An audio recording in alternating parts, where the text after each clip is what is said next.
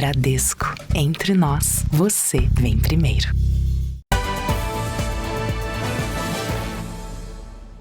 Boa noite. O general da reserva Braga Neto, ex-ministro da Defesa do governo Jair Bolsonaro, foi preso hoje pela Polícia Federal no Rio de Janeiro.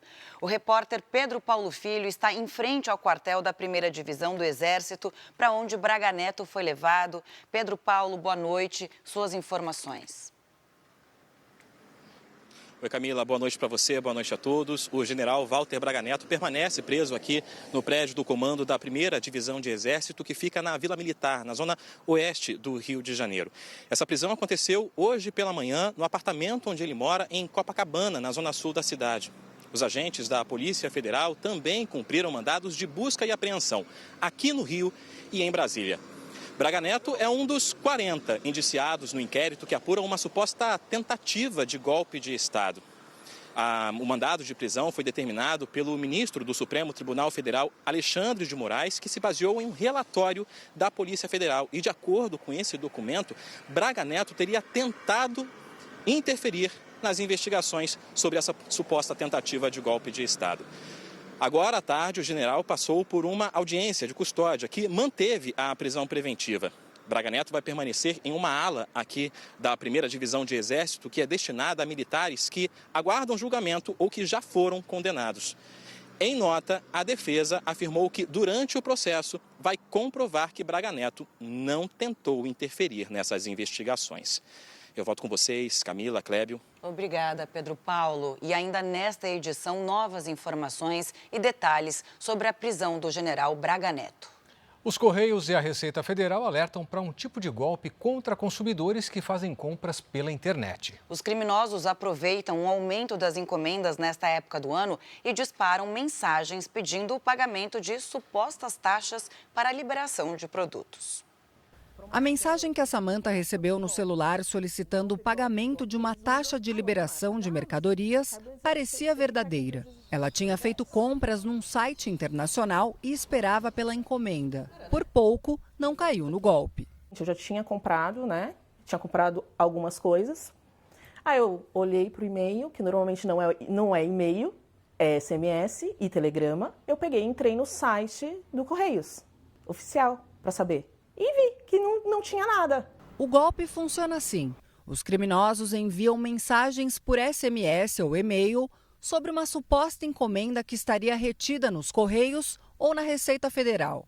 Para ter mais informações ou pedir a entrega do produto que não existe, a vítima precisa acessar o link e pagar uma taxa. Quando ela clica no endereço eletrônico, a ação permite que os criminosos invadam o celular ou o computador da vítima.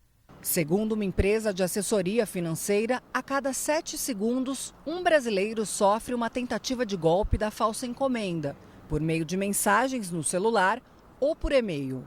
O aumento das compras em sites internacionais nessa época do ano faz da internet um terreno ainda mais fértil para os criminosos. Para inibir as fraudes, a Receita Federal e os Correios reforçam que não enviam links por mensagens para fazer cobranças. A recomendação é que os consumidores não compartilhem dados em páginas suspeitas.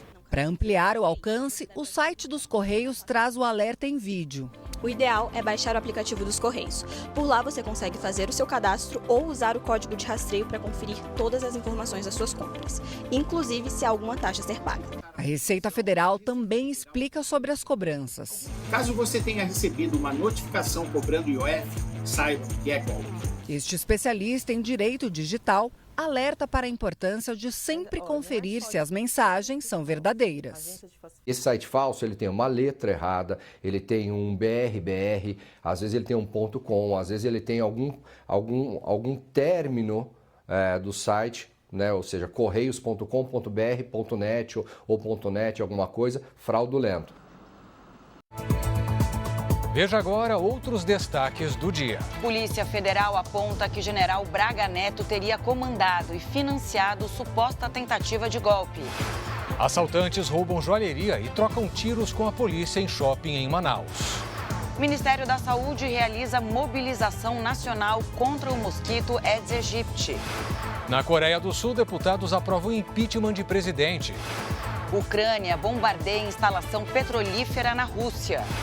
Peças arqueológicas descobertas na Terra Santa ajudam a recontar as histórias de dois grandes reis. E o Jornal da Record embarca numa viagem especial até a Armênia, país de ruínas milenares e lindas paisagens.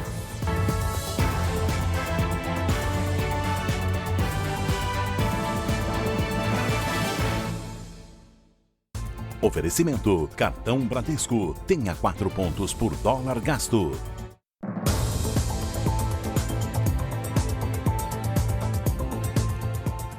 Voltamos a falar da prisão do general da Reserva Braga Neto pela Polícia Federal hoje no Rio de Janeiro. Braga Neto é um dos 40 indiciados no inquérito que apura a suposta tentativa de golpe de Estado. De acordo com a PF, o general foi preso por tentar interferir nas investigações. Walter Braga Neto foi levado para a sede da Polícia Federal do Rio de Janeiro pouco depois das 7 da manhã. No estacionamento, representantes do Exército acompanhavam a movimentação. O general da reserva ficou na superintendência da PF por menos de 1 hora, até ser levado para uma unidade militar. O ex-ministro da Defesa e candidato a vice na chapa do ex-presidente Jair Bolsonaro nas eleições de 2022 foi preso no apartamento onde mora, em Copacabana, na zona sul do Rio. Os agentes também cumpriram mandados de busca e apreensão no local e na casa do coronel da reserva Flávio Botelho Peregrino, assessor de Braga Neto, em Brasília. A medida foi tomada por determinação do ministro do Supremo Tribunal Federal, Alexandre de Moraes, dentro do inquérito que investiga uma suposta tentativa de golpe de Estado. Depois de passar pela Polícia Federal, Braga Neto foi trazido aqui para o comando da 1ª Divisão de Exército na Vila Militar, zona oeste do Rio. A unidade possui uma ala para abrigar militares que aguardam julgamento ou que já foram condenados. A prisão preventiva foi mantida em uma audiência de custódia realizada hoje à tarde por videoconferência. Em nota, a defesa de Braga Neto afirmou que vai se manifestar nos autos do processo, depois de ter plena ciência dos fatos que levaram à prisão, e que, no devido processo legal, vai ter a oportunidade de comprovar que não houve qualquer obstrução das investigações por parte do general. Já o Exército informou que acompanha as diligências realizadas por determinação da Justiça, colaborando com as investigações, e que não se manifesta sobre processos conduzidos por outros órgãos, procedimento que tem pautado a relação de respeito com as demais instituições da República. General de 4 estrelas da reserva, o mais alto da força, Walter Souza Braga Neto tem 67 anos. Ele entrou para o Exército em 1974. Formado pela Academia Militar das Agulhas Negras, comandou a intervenção federal na segurança pública do Rio de Janeiro em 2018, para conter a escalada de violência no estado. Em 2020, o general ingressou no governo de Jair Bolsonaro como ministro da Casa Civil e depois assumiu a pasta da Defesa. Braga Neto deixou o ministério para concorrer nas eleições de 2022 como candidato a vice de Jair Bolsonaro. A decisão do Supremo Tribunal Federal, que levou à prisão de Braga Neto, afirma que o general tentou atrapalhar as investigações da Polícia Federal. Ele também teria participado ativamente da tentativa de golpe de Estado depois das eleições de 2022. Na decisão deste sábado, o ministro Alexandre de Moraes cita as conclusões da Polícia Federal, apontando que o general da reserva Walter Braga Neto, que concorreu nas eleições como vice-presidente na chapa do então presidente Jair Bolsonaro, teve participação concreta nos atos relacionados à tentativa de golpe de Estado e abolição do Estado Democrático de Direito, inclusive na tentativa de embaraçamento e obstrução das investigações. Ainda segundo a decisão, em 12 de novembro de 2022, o militar abriu as portas da casa onde morava para apresentar o planejamento das ações clandestinas, com o objetivo de dar suporte às medidas necessárias para tentar impedir a posse do governo eleito e restringir o exercício do poder judiciário. Com base no relatório da Polícia Federal, Moraes afirma que Braga Neto participou ativamente da tentativa de convencer os então comandantes comandantes da Aeronáutica e do Exército a aderirem ao plano golpista, determinando ataques pessoais em redes sociais ao general Freire Gomes e ao tenente brigadeiro Batista Júnior, por não aceitarem participar da suposta trama. A decisão inclui um documento apreendido pela PF na sede do Partido Liberal, em Brasília, com perguntas e respostas sobre a delação premiada de Mauro Cid. O papel estava na mesa do coronel Flávio Botelho Peregrino, assessor de Braga Neto, que também foi alvo da operação deste sábado. Para os policiais, Braga Neto tentava, por meios ilícitos, descobrir o conteúdo das falas de Cid, inclusive entrando em contato com os pais do ex-ajudante de ordens de Bolsonaro. Para a PF, Mauro Cid disse que Braga Neto tentou obter os dados sigilosos relativos ao acordo de colaboração premiada com seu pai, Mauro César Lourena Cid, em contatos telefônicos realizados no período em que o acordo estava sendo firmado, com o objetivo de controlar as informações fornecidas, alterar a realidade dos fatos apurados, além de consolidar o alinhamento de versões entre os investigados. O mais recente depoimento de Mauro Cid, prestado em novembro no Supremo Tribunal Federal, foi determinante para o pedido de prisão de Braga Neto. Segundo o ministro Alexandre de Moraes, o general tentou atrapalhar as investigações sobre a suposta tentativa de golpe de Estado depois das eleições de 2022 e foi o responsável por obter e entregar os recursos necessários para a organização da Operação Punhal Verde-Amarelo. O plano detalhado pela PF no mês passado previa a atuação de militares das Forças Especiais, os chamados Kids Pretos, para os assassinatos do presidente Lula, do vice-geraldo Alckmin e do ministro Alexandre de Moraes, então presidente do Tribunal Superior Eleitoral. Segundo a decisão, Braga Neto repassou dinheiro ao então major Rafael de Oliveira em uma sacola de vinho, que serviria para o financiamento das despesas necessárias à realização da operação. Conforme a decisão, a prisão preventiva ocorreu para garantir a ordem pública e evitar a continuidade do esquema criminoso e das interferências nas investigações que seguem em curso. Em nota, a defesa de Braga Neto afirmou que vai se manifestar nos autos do processo, depois de ter plena ciência dos fatos que levaram à prisão, e que no devido processo legal vai ter a oportunidade de comprovar que não houve qualquer obstrução das investigações por parte do general. A defesa de Flávio Botelho Peregrino, que atualmente está lotado no gabinete do deputado distrital Tiago Manzoni, do PL, na Câmara Legislativa do Distrito Federal, ainda não respondeu aos nossos contatos. Peregrino e Braga Neto estão proibidos de manter contato com os demais investigados. A prisão do general Braga Neto repercutiu entre políticos de oposição e governistas. Numa rede social, o senador Hamilton Mourão, ex-vice-presidente de Jair Bolsonaro e general da reserva do Exército, disse que Braga Neto não representa nenhum risco para a ordem pública e que a prisão nada mais é do que um atropelo das normas legais a que o Brasil está submetido. A senadora Damares Alves, que também foi ministra do governo Bolsonaro, disse que acompanha a injusta prisão do general Braga Neto com muita preocupação, lembrando que foi o primeiro general 4 estrelas levado para o cárcere sem qualquer condenação. A deputada federal Bia Kicis afirmou que a democracia brasileira está sofrendo um golpe atrás do outro, sem as garantias do devido processo legal e até mesmo a liberdade de questionar o sistema. Já o líder da oposição no Senado, Rogério Marinho, afirmou que a prisão do general Braga Neto revela novo atropelo do ministro Alexandre de Moraes ao devido processo legal, não existindo qualquer fato novo que justificasse a prisão cautelar. O deputado federal Gustavo Gayer declarou que a prisão de Braga Neto foi fundamentada por fofocas e que o Brasil é uma ditadura.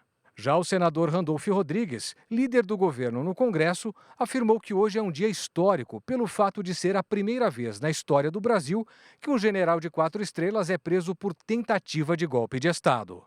O ministro da Secretaria de Comunicação Social do governo, Paulo Pimenta, disse que todos os golpistas devem ser investigados, julgados e responsabilizados por atentarem contra a democracia. Daqui a pouco, novas informações sobre a prisão do general Braga Neto no Rio de Janeiro.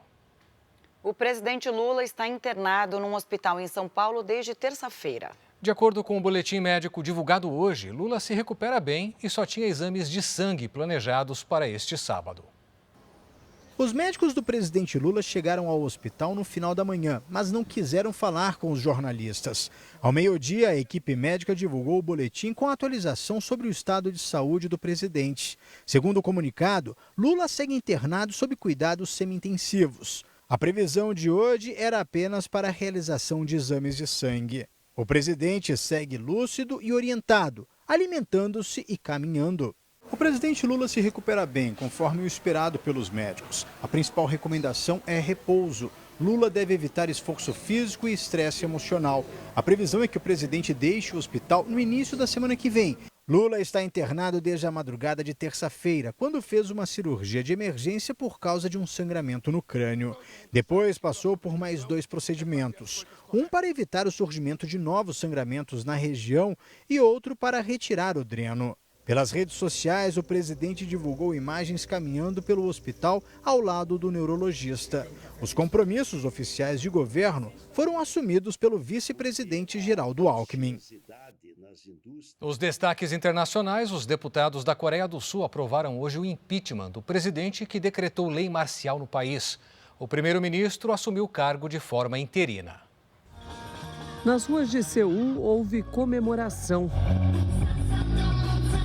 Dos 300 deputados do parlamento, 204 votaram a favor do impeachment de Yoon Suk-yeol. Eram necessários 200 votos. Faltando metade de um mandato de 5 anos, Yoon Suk-yeol teve os poderes presidenciais suspensos imediatamente. A decisão foi votada uma semana depois dele tentar impor uma lei marcial no país. A intenção era substituir a legislação do país por leis militares, com o fechamento da Assembleia Nacional. A decisão foi revogada depois de muitos protestos.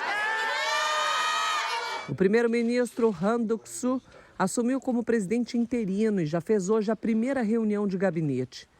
Em discurso, ele disse que vai trabalhar para se manter próximo de parceiros como Estados Unidos e Japão e também recuperar a economia do país. O processo de impeachment vai ser enviado para o Tribunal Constitucional, que tem até 6 meses para decidir se destitui o presidente do cargo. Em uma transmissão de TV, Yoon Suk-yeol afirmou que não vai desistir de ajudar o país e que espera voltar à presidência. O secretário de Estado americano Antony Blinken afirmou que a Coreia do Sul demonstrou resiliência democrática. Durante a semana, a União Europeia pediu o fim da turbulência política na Coreia do Sul. Hoje, um comunicado da porta-voz de Relações Exteriores do Bloco Europeu destacou a importância da resolução rápida e ordenada da crise e disse que a Constituição sul-coreana deve ser respeitada. A Ucrânia usou drones para atacar um depósito de petróleo na Rússia. A explosão no local gerou nuvens de fumaça em Oriol, no oeste do país. A região fica a cerca de 250 quilômetros da fronteira ucraniana. Ninguém se feriu. A ação foi uma resposta a uma série de ataques russos contra instalações de energia na Ucrânia. Segundo o presidente Volodymyr Zelensky, a rede elétrica do país tem enfrentado a maior ofensiva russa desde o começo da guerra. Mais de 80 mísseis foram abatidos. Diversas regiões enfrentaram apagões. As Forças Armadas de Israel atacaram postos de comando do grupo terrorista Hamas na faixa de Gaza e destruíram armas e munições. Autoridades israelenses afirmaram que o bombardeio aconteceu na sexta-feira. Em Jabalia, pelo menos 12 pessoas morreram, incluindo integrantes do Hamas e da Jihad Islâmica Palestina. Em Deir al-Balá, no centro de Gaza, morreu o prefeito da cidade. Israel afirmou que ele era membro da ala militar do Hamas. Segundo a Defesa Civil de Gaza, que é controlada pelo grupo terrorista, uma escola foi atingida hoje e pelo menos 7 pessoas morreram. O exército israelense declarou que investiga os acontecimentos e que o Hamas usa civis como escudos humanos. A Geórgia elegeu um ex-jogador do Manchester City como presidente do país. O político de direita Mihail Kvelasvili tem 53 anos e foi escolhido neste sábado pelo parlamento e por representantes de governos locais. A oposição boicotou a votação. O novo presidente é integrante do partido Sonho Georgiano, que é contrário à entrada do país na União Europeia. O atual governo suspendeu as negociações com o bloco, o que provocou uma crise política e protestos violentos nas ruas. O resultado de hoje gerou novas manifestações em frente ao parlamento. Kavelasvili foi jogador de futebol profissional na década de 1980 em clubes na Geórgia e na Rússia. Ele se tornou atacante da seleção do país e jogou pelo Manchester City na década de 1990. O governo de Nova Jersey pediu ajuda ao presidente dos Estados Unidos, Joe Biden, para investigar a aparição de drones misteriosos no estado. Em uma carta enviada ao presidente, o governador de Nova Jersey, Phil Murphy, disse que precisa de mais recursos para entender o que está acontecendo na região. Os drones apareceram com mais frequência nessa semana. Senadores acionaram o Departamento de Segurança Interna e o FBI, a Polícia Federal Americana. Porque ninguém sabe o que eles são, diz essa moradora. O governo acredita que os drones têm algum mecanismo que impede que sejam detectados pelos radares e que os equipamentos não são controlados por amadores. A polícia garante que os objetos não são uma ameaça à segurança. 5 operários ficaram feridos no desabamento da laje de uma escola em obras em Salvador. Camila, o helicóptero dos bombeiros foi acionado para ajudar no resgate. Este vídeo mostra o desespero dos operários após o desabamento da laje de uma escola em obras, em uma área de alto padrão da capital baiana. Um dos trabalhadores ficou embaixo dos escombros e foi retirado pelos colegas. Ele foi carregado até a chegada da ambulância. Um helicóptero do Corpo de Bombeiros também ajudou nos trabalhos de resgate. Os trabalhadores, muita gente envolvida, eu não notava assim uma coordenação. Tá? Muitas empresas envolvidas na obra, muita confusão. O operário foi trazido aqui para o Hospital Geral do Estado. Ele teve fratura nas pernas e segue internado, mas fora de perigo. Outros 4 trabalhadores tiveram escoriações leves e já receberam alta. A obra na escola estava regular, mas segundo a Defesa Civil, alguns erros na execução podem ter colaborado para a queda da estrutura. O engenheiro da empresa responsável pelos trabalhos não quis gravar entrevista. Os demais operários foram liberados e a obra acabou interditada. A orientação é paralisação da obra até que um segundo momento que vai ser liberado pela SEDUR. Está interditado. Hora de conversar com a Giovana Rizardo para saber como vai ficar o tempo neste último domingo da primavera. Giovana, boa noite. Vai continuar chovendo? Sim, Camila, as áreas de instabilidade estão de norte a sul do país. Boa noite para você. Oi, Clébio, boa noite. E uma boa noite para você que nos acompanha. Com a proximidade do verão e mais umidade na atmosfera, aumenta a frequência das pancadas de chuva em boa parte do país. Em Brasília, chove desde cedo. À tarde, os temporais ganham força, faz até 27 graus. Em São Paulo, amanhece nublado e chove ao longo do dia, máxima também de 27 graus. Em Salvador, dia abafado e tempo firme, esquenta até 34 graus. Hoje, a chuva mais volumosa caiu sobre os estados da região sul. Pelas imagens de satélite, as nuvens carregadas estão em grande parte do país. Amanhã, uma nova frente fria, combinada com instabilidades e ventos, deve aumentar a chuva sobre o centro-oeste e sudeste. Há risco para tempestades. No sul do país, as chuvas intensas ficam concentradas em parte do Paraná e Rio Grande do Sul. Domingo com 26 graus em Porto Alegre, em Belo Horizonte 24, 28 em Campo Grande, em São Luís 31 e até 30 graus em Manaus. Chegou a hora da sua participação. A Sandra é do Rio de Janeiro. Bem-vinda, Sandra. Domingo com chuva por aí. O tempo fica abafado e as pancadas ganham força. Faz até 32 graus. Entre segunda e terça-feira, sol pela manhã e previsão de chuva à tarde. Máximas de 33 e 30 graus. O Walter é de Colíder, Mato Grosso. Bem-vindo, boa noite, Walter. Até segunda, os dias começam abertos e terminam com chuva. Máximas entre 30 e 31 graus. Na terça, as pancadas de chuva caem desde cedo e persistem ao longo do dia. Participe do Tempo Delivery nas redes sociais, coloque o nome de uma cidade e a hashtag você no JR Camila Clébio. Obrigada, Giovana. E daqui a pouco mais previsão do tempo com a Giovana Rizardo. E 5 integrantes morreram no naufrágio de uma embarcação no sul da Grécia. 39 pessoas foram resgatadas por navios que estavam na área. Autoridades afirmam que os imigrantes são do Paquistão. As buscas no local continuam e o número de vítimas pode aumentar. A Grécia é a principal forma de entrada de imigrantes ilegais que deixam o Oriente Médio e a África com destino à Europa. Ainda hoje, as últimas informações sobre a prisão do general da reserva Braga Neto. Traficantes protagonizam cenas de guerra em mais um dia de confrontos entre facções rivais no Rio de Janeiro. Dia D mobiliza a população contra a dengue. Ministra da Saúde reforça a importância da prevenção.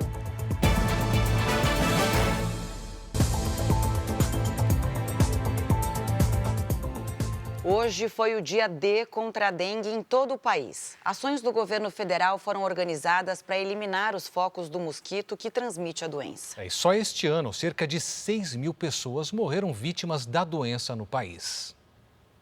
Seu Joselito tem um quintal cheio de plantas. Ele diz que é cuidadoso e não deixa a água parada. Mas com um espaço tão grande, todo cuidado é pouco. Quando eu descartar a água, eu tenho que fazer toda a profilaxia para limpar os ovos, tirar os ovos da dengue, porque é isso que está acontecendo. Com 124 mortes e 211 mil casos, Belo Horizonte enfrenta a maior epidemia de dengue da história. Neste sábado, agentes de saúde visitaram terrenos vazios, casas e orientaram moradores sobre medidas de prevenção contra o mosquito Aedes aegypti, também responsável pela transmissão da Zika e da chikungunya. A ação faz parte de uma campanha nacional do Ministério da Saúde. Com mais de 6.600.000 casos e quase 6.000 mortes, 2024 já é o ano com o maior índice de letalidade da dengue no Brasil.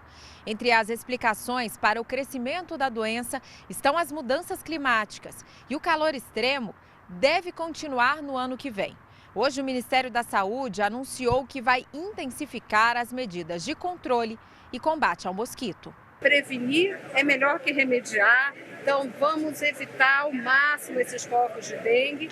E essa questão de como vai ser o próximo verão, ela está em constante estudo, né? O que nós temos nesse momento é a clareza que quanto mais fizermos agora, mais reduziremos os casos. Que teremos muitos casos de dengue, provavelmente teremos, não é? Porque temperaturas altas, chuva, não é? Mas o grande esforço agora é reduzir ao máximo. Além das ações do governo, a participação da população é essencial no combate à dengue. Quando a gente, às vezes, uma distração pode se tornar uma coisa muito mais séria. A vacina contra a dengue foi incorporada ao SUS em fevereiro. Como é contraindicada para idosos e há poucas doses disponíveis, por enquanto, somente adolescentes de 11 a 14 anos podem receber o imunizante nos postos de saúde. O Ministério não divulgou dados sobre a vacinação da dengue. Um temporal causou o destelhamento de 6 imóveis em Patos de Minas. Parte do telhado deste hospital que você vê foi arrancado pela força do vento. A estrutura foi parar na fiação elétrica. A chuva inundou a unidade de saúde. Segundo os bombeiros, foram registrados 12 ocorrências de árvores caídas na cidade. A tempestade foi no meio da tarde e já parou de chover. O Instituto Nacional de Meteorologia estendeu até amanhã o alerta para um vendaval no sul de Santa Catarina e em grande parte do Rio Grande do Sul. Os ventos podem chegar até 100 km por hora. O verão começa na semana que vem e a nova estação será marcada por chuvas volumosas com ventos fortes. Vamos voltar a falar com a Giovana Rizardo. Camila, os vendavais são provocados pelo forte deslocamento de massas de ar e normalmente são acompanhados por tempestades. Uma escala internacional ajuda a entender o que a velocidade dos ventos é capaz de causar. Ventos a partir de 50 km por hora balançam galhos de árvores. Acima de 75, há risco de pequenos danos em imóveis. Mais de 90 quilômetros por hora podem ocorrer quedas de árvores e telhados. Um vendaval acima de 100 quilômetros pode arrancar árvores, derrubar postes e causar muita destruição. Durante uma tempestade com ventos fortes, procure abrigo, evite ficar perto de janelas, vidros e vidraças e mantenha a distância de fios elétricos. Camila, Clébio. Obrigada, Giovana. E veja agora os destaques do Domingo Espetacular. Um crime acima de qualquer suspeita. O Domingo Espetacular vai mostrar como criminosos entravam em condomínios de luxo sem chamar a atenção. Os bandidos usavam aparelhos sofisticados capazes de controlar a abertura dos portões. Que equipamento é esse? E como os condomínios podem se proteger desse tipo de ação? O Domingo Espetacular vai trazer os bastidores da investigação do homem morto a tiros pelo marido de uma juíza. Francisco Canindé disse à polícia que agiu em legítima defesa. A família de Fábio Sabino contesta a versão e aponta contradições no caso. Qual o motivo, o porquê de tamanha violência? Imagens revelam detalhes que ajudam a entender a noite do crime. O que de fato aconteceu? Os bastidores de um flagrante de pura tensão. Quem é a mulher que ficou sob a ameaça de uma faca em um ponto de ônibus na avenida mais famosa do Brasil? Os detalhes da operação para conseguir libertá-la. Como Sandra Regina conseguiu se manter calma durante toda a ação. É no Domingo Espetacular, depois da Hora do Faro. A seguir, direto do Rio de Janeiro, novas informações sobre a prisão do general da reserva, Braga Neto. E veja também, criminosos roubam joalheria e trocam tiros em shopping de Manaus. Viemos até a caverna de Areni, um dos sítios arqueológicos mais importantes da Armênia.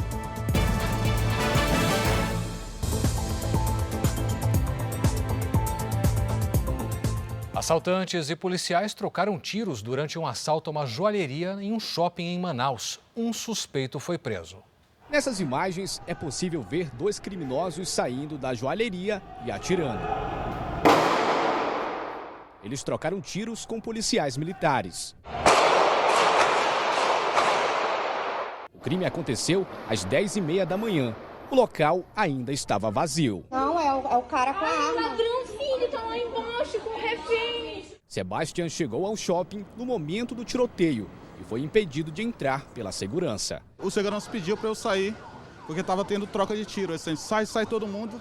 Eu e mais uma outra pessoa, nós saímos e começamos a ouvir o barulho, né, do tiro. O filho da Jucinara também estava no shopping. Foi muito rápido.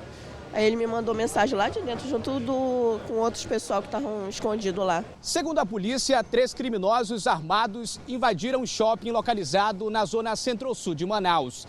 O alvo foi uma joalheria. Um dos suspeitos foi preso e parte das joias roubadas foi recuperada. Ele foi detido com uma arma e 15 munições. Os outros 2 suspeitos fugiram em uma moto. Nós esperamos apresentar as demais pessoas que integraram esse crime com a maior brevidade possível. Tenho certeza que a Polícia Civil não vai parar diuturnamente até que a gente consiga esclarecer e entregar para a justiça esses criminosos. Um tiroteio entre facções criminosas neste sábado assustou os moradores de Vila Isabel, no Rio de Janeiro.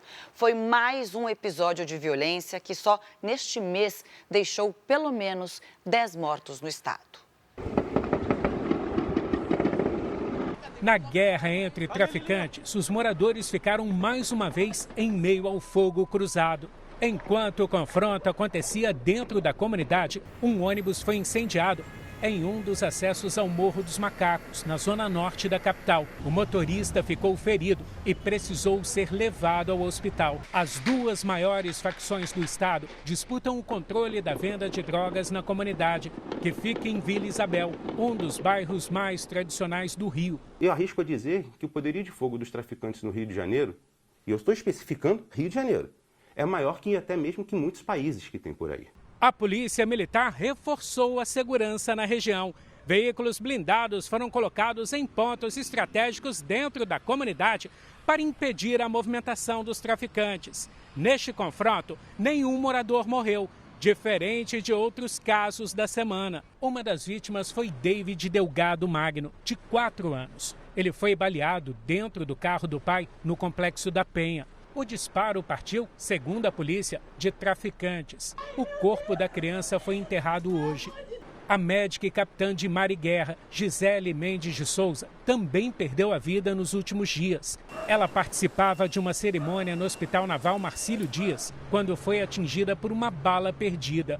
O turista argentino Gaston Fernando Borlon permanece internado em estado gravíssimo. Ele foi atingido na cabeça, quinta-feira, após entrar por engano no Morro dos Prazeres. Nós vivemos um estado de guerra. E no meio dessa guerra está a população. E a população inocente é a primeira a sofrer com isso. Voltamos a falar da prisão do general Braga Neto, suspeito de atrapalhar as investigações sobre a suposta tentativa de golpe de Estado. O repórter Pedro Paulo Filho traz mais informações para a gente. Pedro, é com você. Pois é, Cléber, o general Walter Braga Neto vai passar a noite aqui no quartel da 1ª Divisão de Exército. Ele foi trazido para a Vila Militar ainda durante a manhã e, por ser um general de 4 estrelas, tem direito a um alojamento ou a uma cela especial. A gente lembra que durante a tarde o general passou por uma audiência de custódia em que foi mantida a prisão preventiva. E agora há pouco o ex-presidente Jair Bolsonaro se manifestou pelas redes sociais. Ele afirmou: há mais de 10 dias, o inquérito foi concluído pela PF, Polícia Federal, indiciando 37 pessoas e então encaminhado ao Ministério Público. Como alguém hoje pode ser preso por obstruir investigações já concluídas? Bom, a defesa de Braga Neto afirmou que durante o processo vai provar que o general não interferiu nas investigações. Clébio, Camila. Obrigado, Pedro. A Armênia recebe mais de 1 milhão de turistas por ano atraídos pela arquitetura, culinária e história. Afinal, é nessa região, entre a Ásia e a Europa, que nasceu uma das primeiras civilizações do mundo. Camila, e a equipe do Jornal da Record embarcou nessa viagem que mistura ruínas milenares e lindas paisagens. É o que você vai ver agora. Armênia, país em que o passado se faz presente e é a atração principal.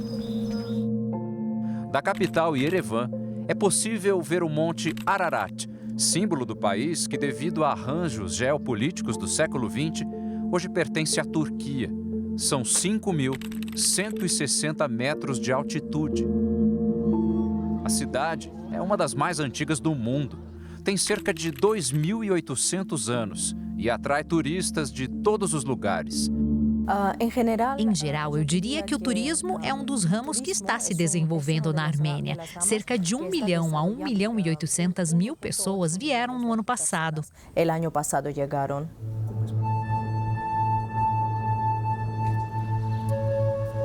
As construções nos transportam a diferentes períodos da história, como quando a Armênia integrou a União Soviética. As lembranças dessa época estão vivas no Observatório Biurakan. Percorrer as dependências do lugar, no ponto mais alto do país, é voltar à década de 40. O Biurakan mostra o nível de desenvolvimento que tínhamos naquela época, seguramente um dos mais importantes da União Soviética. A Armênia guarda muitas surpresas. Na imensidão e na paz das águas do Lago Sevan, na bela e aconchegante Dilijan. Por aqui, é comum dizer que a pequena cidade é uma Suíça armênia. No interior do país, as montanhas do Cáucaso, ainda cobertas de neve, lembram o rigor do inverno, onde as temperaturas atingem 30 graus negativos. Durante séculos, essas mesmas terras foram usadas por caravanas que faziam comércio de mercadorias entre o Oriente e o Ocidente. Era a Rota da Seda. O longo trajeto, de milhares de quilômetros, dependia de pontos de apoio para os viajantes, como este, do ano 1330. Os comerciantes que faziam o trajeto da Rota da Seda, intercambiando China com a Europa, Quando era o momento de descanso, eles paravam nesses locais. Isso aqui é conhecido como Caravansarai, ou seja, o Palácio das Caravanas. Na verdade, é uma espécie de pouso, de hotel. Desvendar a Armênia é se aventurar por uma linha do tempo que parece não ter fim. As cavernas de Kindzorsk, com 3.000 anos de história, já foram casas habitadas. Não faz tanto tempo assim que essas cavernas estão vazias. Até os anos de 1970 havia moradores nisso aqui. Dá para acreditar?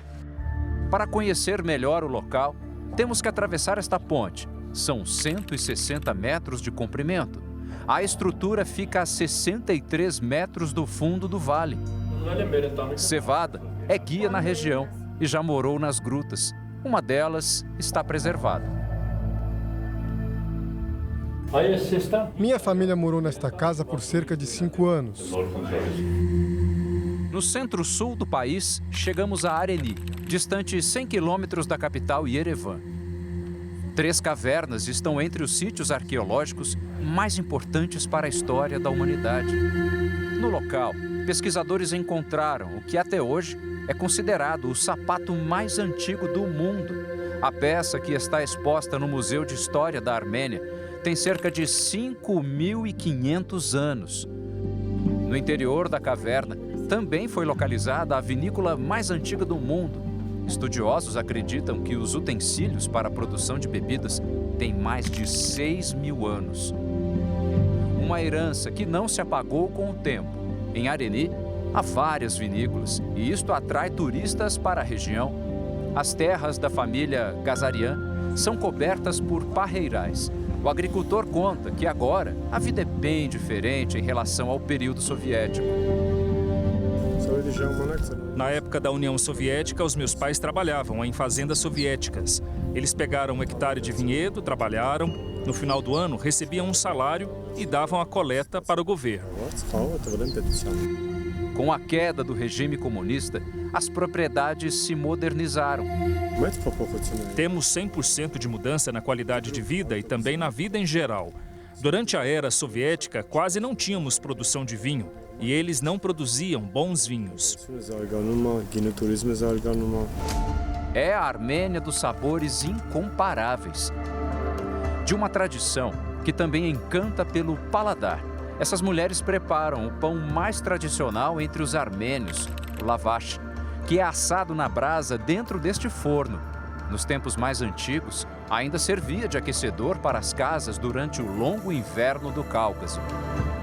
Eu vi a minha mãe preparando esse pão. Ela me ensinou, depois a minha sogra, e hoje eu ensino para a minha filha e minha neta. Conhecer a Armênia é como folhear um grande livro cheio de boas histórias. É vivenciar tradições que até hoje marcam a cultura de um povo, de um país. E para assistir ao documentário Vozes da Armênia no streaming da Record, basta acessar playplus.com. Se você ainda não é assinante, cadastre-se. É rápido, fácil e dá para assistir a séries, novelas e documentários, quando e onde você quiser. Recado dado, né? E a seguir, depois de bater o Botafogo, o Pachuca do México vence time do Egito e vai para a final da Copa Intercontinental contra o Real Madrid. E veja também, peças arqueológicas descobertas na Terra Santa trazem parte das histórias de 2 grandes reis.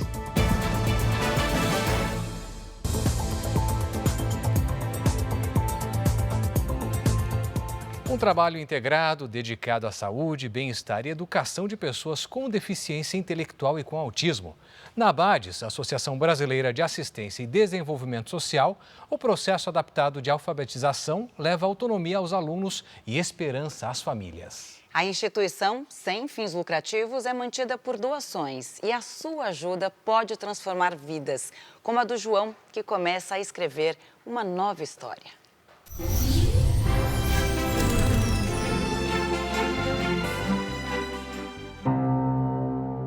Essa é uma história de futuro que começa com letras que já estiveram bem embaralhadas.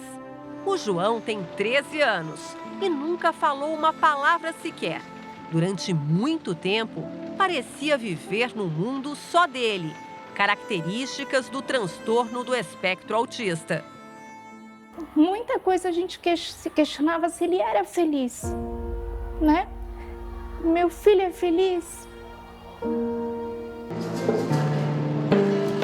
Tudo começou a mudar quando João passou a frequentar a escola da Abades, a Associação Brasileira de Assistência e Desenvolvimento Social.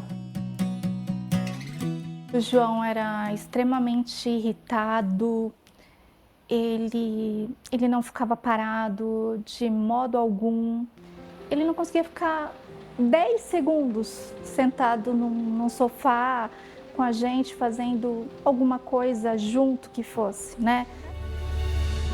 A instituição é mantida com doações que fazem toda a diferença na vida dos alunos. Crianças e jovens entre 7 e 29 anos.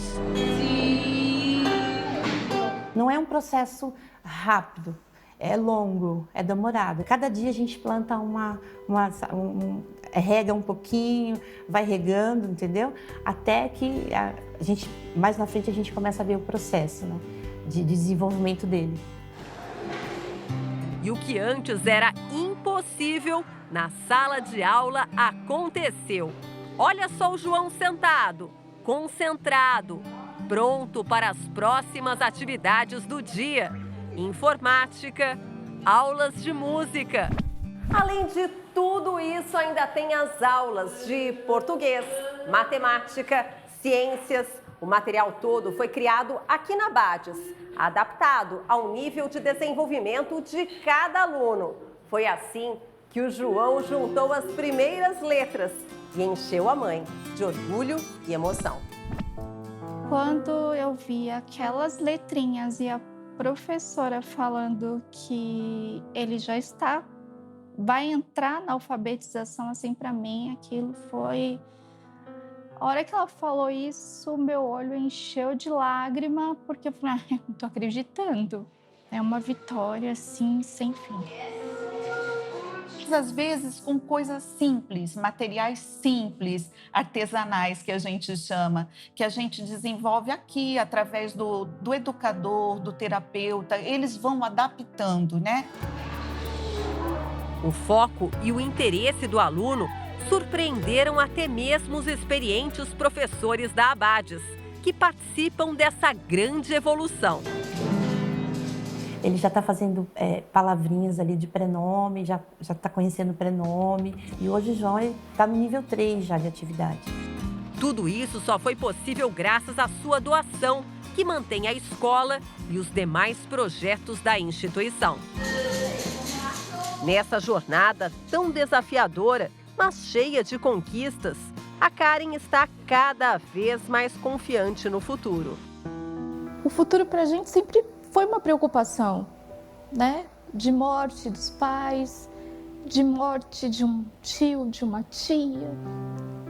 Quem vai cuidar dessa criança? Então ele tem que saber, né? Por isso que é tão importante para a gente, sim, atravessar uma rua, ir numa padaria, né? Saber contar um dinheiro. E agora a gente tem esperança, a gente vê resultados. Pequenos gestos, grandes mudanças. Sua doação ajuda a construir um futuro com mais inclusão e cuidado para crianças e jovens com deficiência intelectual e autismo. Você pode fazer a diferença na vida de milhares de pessoas. Doe para a Abades. A chave Pix é doe@abades.org.br. Você pode doar também pelo telefone. Para doar R$ 7, ligue 0500 508 0707. Para doar R$ 20, ligue 0500 508 0720. E para doar R$ 40, ligue 0500 508 0740. No site você encontra outras formas de doação. Abrace a Abades. Pequenas pedras descobertas na Terra Santa ajudam a recontar histórias de dois grandes reis que atravessam o tempo. As peças contêm inscrições que surpreenderam os pesquisadores. Uma relíquia de um país em conflito. Uma das maiores descobertas arqueológicas atravessa o Oceano Atlântico para uma rara aparição fora do Oriente Médio. Este Instituto de Arqueologia Bíblica reuniu grandes achados do século X a.C., encontrados em Israel, época que marca o início do período dos reis na Terra Santa. O reino de Davi e Salomão descoberto. São mais de 50 artefatos do período, expostos em Oklahoma, nos Estados Unidos. Peças que ajudam a comprovar a existência de reis que marcaram a história da humanidade.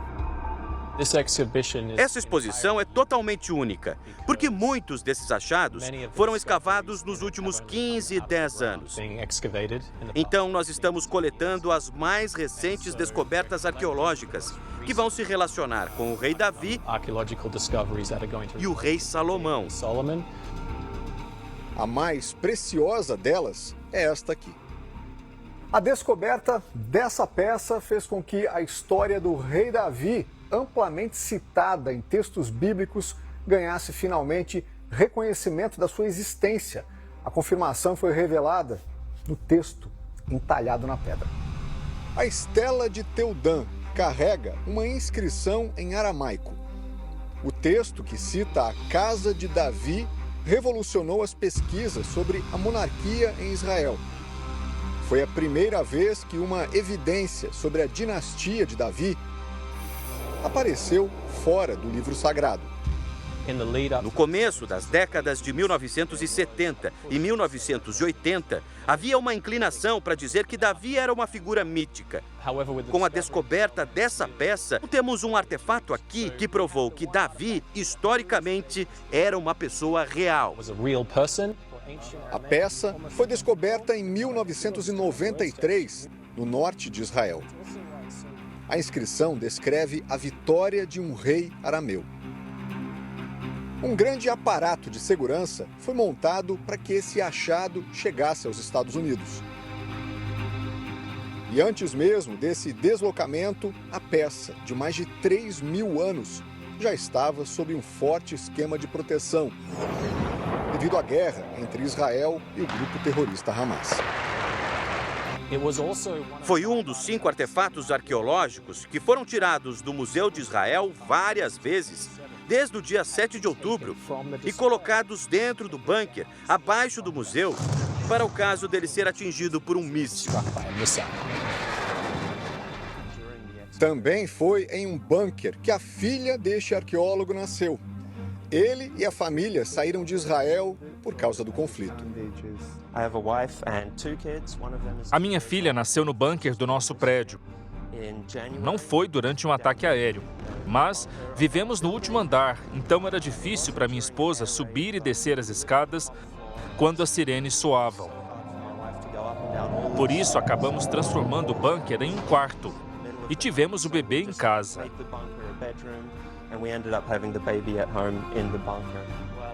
Nos Estados Unidos, o Christopher acompanha a exposição de uma outra peça única. Ele mesmo ajudou na descoberta. É uma inscrição encontrada nas proximidades de onde teria sido construído o primeiro templo de Jerusalém, obra do rei Salomão. Muitos pesquisadores debatem sobre o que estaria escrito. Uma tradução aponta para a palavra ládano, um ingrediente usado na produção de incenso. É difícil dizer exatamente a diferença entre esses escritos. Havia um problema, porque várias dessas letras não se encaixavam muito com uma inscrição em hebraico. E então, em 2023, um estudioso de origem argentina veio com uma nova proposta para essa inscrição. Ele percebeu que cada uma dessas letras se encaixa com a língua do chamado Reino de Sabá. De acordo com estudiosos, nos tempos de Salomão, o reino de Sabá se localizava na região onde estão a Etiópia e o Iêmen. A existência de uma peça como essa comprovaria mais uma importante narrativa bíblica. a visita da rainha de Sabá e do povo dela ao reino de Salomão.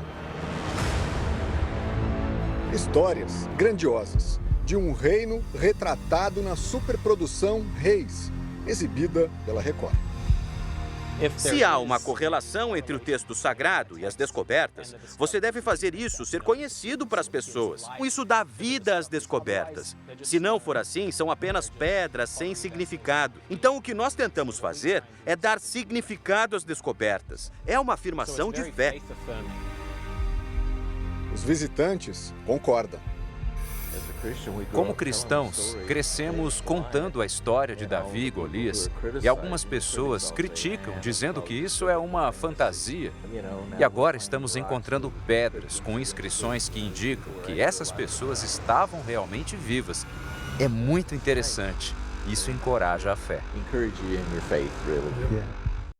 O Jornal da Record termina aqui. A edição de hoje na íntegra e também a nossa versão em podcast estão no Play Plus e em todas as nossas plataformas digitais. Fique agora com a segunda parte do Cidade Alerta, edição de sábado, com a Patrulha do Consumidor. E logo depois tem A Fazenda.